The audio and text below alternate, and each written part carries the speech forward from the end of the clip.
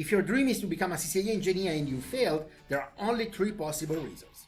Number 1, lack of motivation. Listen, motivation doesn't work, period. You can't expect to be motivated after a long day at work.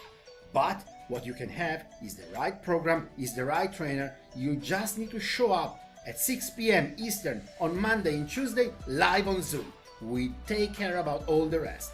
You are going to have a massive hands-on experience and you are going to see your own results. Number 2, lack of hands-on experience. You can't learn if you don't do the hands-on, and you need to receive everything pre-configured so that you can focus on the topic. Think about it.